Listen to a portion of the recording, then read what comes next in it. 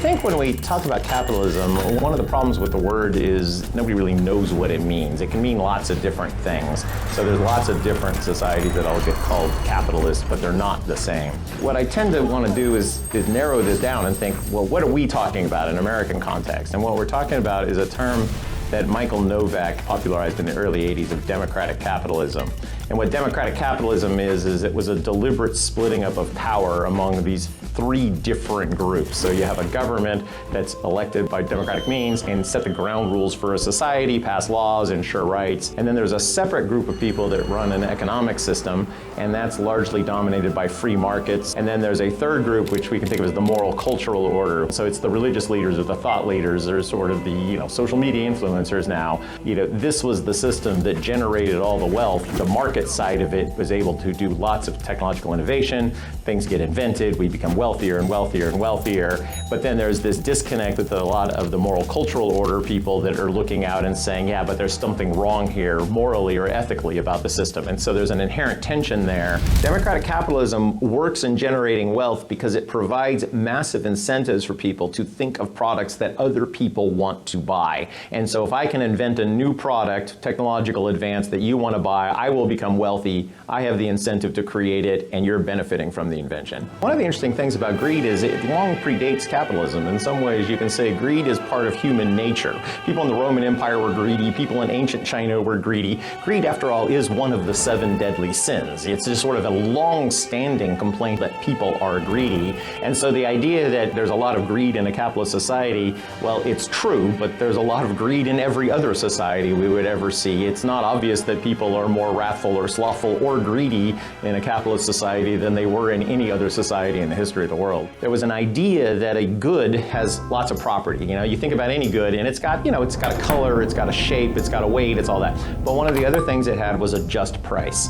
And the idea of the just price was it was an inherent property of a good, and it's the price you should pay for the good, or you should sell the good for. And it's the right price, it's the fair price, it's a fundamental element of justice. And so then if you think about a merchant, they are either paying less than the just price to somebody to buy it, in which case that's just outright theft, or they're selling it for more than the just price, in which case that's also just outright theft, or they're doing both, in which case they're just really, really horrible people. And so the idea that if there's a just price to a good, then the good should always sell for its just price, and we certainly don't want people buying low and selling high.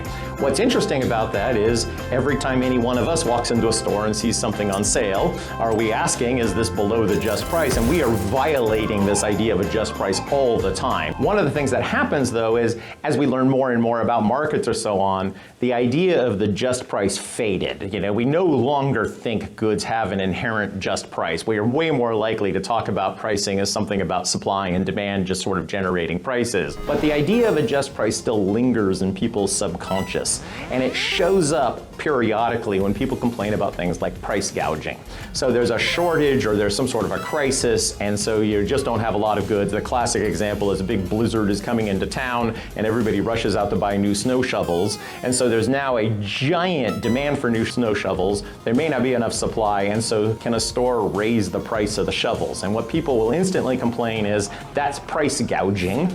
Now, why is it price gouging? Well, it's because people have this idea in the back of their mind that there's this just price for a snow shovel. There's the right price. And so why is the store selling it for this unjust price? It still lingers in people's mind that sometimes stores are just charging too much. Mandeville's Fable of the Bees is the big break point in a lot of thinking about this. And it was a story about bees. It was a metaphor for society, and the bees are all really bad, wicked bees living in a prosperous society. And then the god Jove decides he's tired of the complaints, says all the bees have to be honest, and they instantly become poor. And the moral of the society is if you want to have a prosperous society, you have to put up with a lot of private vice. Before Mandeville, the common idea was Aristotle's old idea that the good man is the good citizen, that being morally just was exactly what made you a good member of society. We've now broken that apart, and we now can think about whether you're benefiting society without worrying about whether all of your actions are individually, privately, morally just. So one of the things that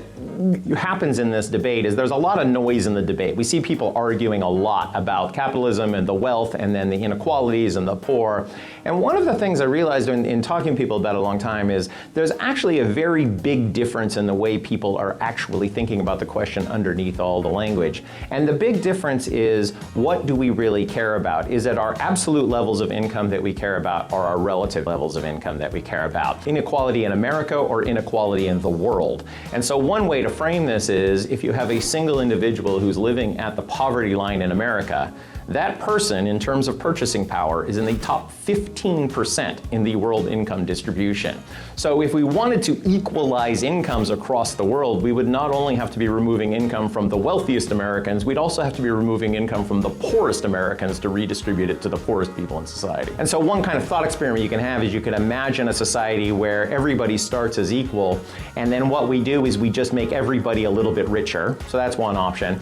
The other possibility is we make everybody a lot richer, but we introduce lots of inequality. So in the second option, everyone's richer than in just making people slightly richer. But which one do we like? Do we like the idea of just higher absolute levels of wealth, even with some inequality, or would we prefer the equality even if we were poorer? And I think when you talk to people about this, what you find is that difference is huge. Some people prefer the equality even if it means being poorer. Some people prefer the higher levels of wealth even if it introduces the inequality. And because there's a level of debate at that fundamental point, then we have a hard time reconciling or figuring out how to solve these problems, because we're really arguing for fundamentally different things.